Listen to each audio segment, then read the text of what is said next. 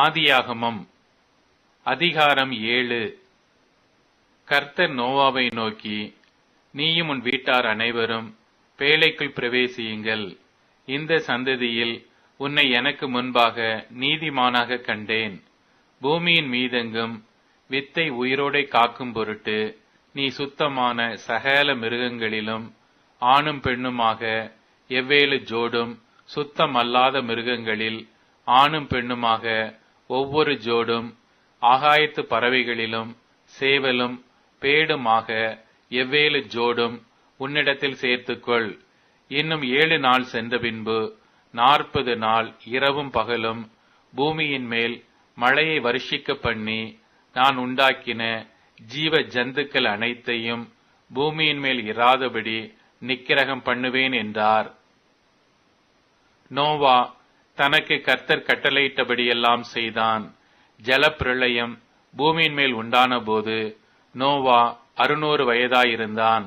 ஜலப்பிரளயத்துக்கு தப்பும்படி நோவாவும் அவனுடனே கூட அவன் குமாரரும் அவன் மனைவியும் அவன் குமாரரின் மனைவிகளும் பேழைக்குள் பிரவேசித்தார்கள்.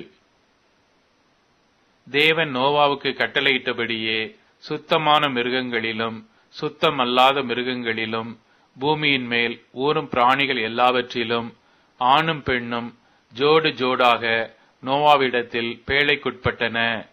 7 நாள் சென்ற பின்பு பூமியின் மேல் ஜலப்பிரளயம் உண்டாயிற்று. நோவாவுக்கு 600ஆம் வயதாகும் வருஷம் 2ஆம் மாதம் 17ஆம் தேதியாகிய அந்நாளிலே மகா ஆழத்தின் ஊற்று கண்களெல்லாம் பிளந்தன, வானத்தின் மதகுகளும் திறவுண்டன.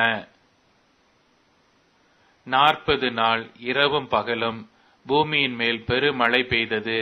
அன்றைய தினமே நோவாவும் நோவாவின் குமாரராகிய சேமும் காமும் யாப்பேத்தும் அவர்களுடனே கூட நோவாவின் மனைவியும் அவன் குமாரரின் 3 மனைவிகளும் பேழைக்குள் பிரவேசித்தார்கள்.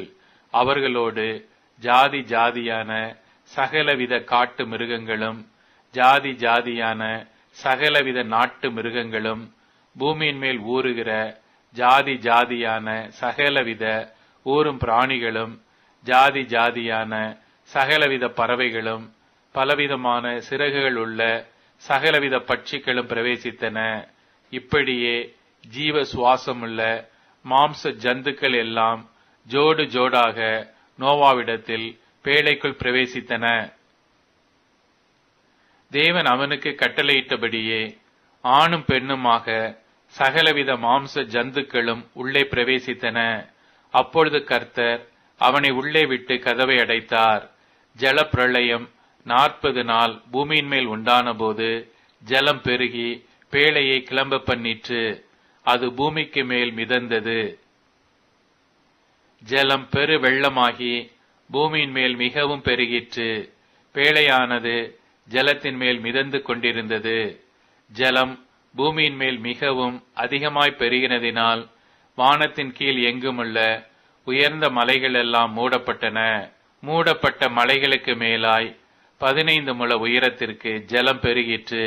அப்பொழுது மாம்ச ஜந்துக்களாகிய பறவைகளும் நாட்டு மிருகங்களும் காட்டு மிருகங்களும் பூமியின் மேல் ஊரும் பிராணிகள் யாவும் எல்லா நர ஜீவன்களும் பூமியின் மேல் சஞ்சரிக்கிறவைகள் யாவும் மாண்டன. வெட்டாந்தரையில் உண்டான எல்லாவற்றிலும் நாசியிலே ஜீவ சுவாசமுள்ளவைகள் எல்லாம் மாண்டு போயின. மனுஷர் முதல் மிருகங்கள் ஊரும் பிராணிகள் ஆகாயத்து பறவைகள் பரியந்தமும் பூமியின் மேல் இருந்த உயிருள்ள வஸ்துக்கள் யாவும் அழிந்து அவைகள் பூமியில் இராதபடிக்கு நிக்கிரகமாயின. நோவாவும் அவனுடனே பேழையில் இருந்த உயிர்களும் மாத்திரம் காக்கப்பட்டன. ஜலம் பூமியின் மேல் 150 நாள் மிகவும் பிரவாகித்துக் கொண்டிருந்தது.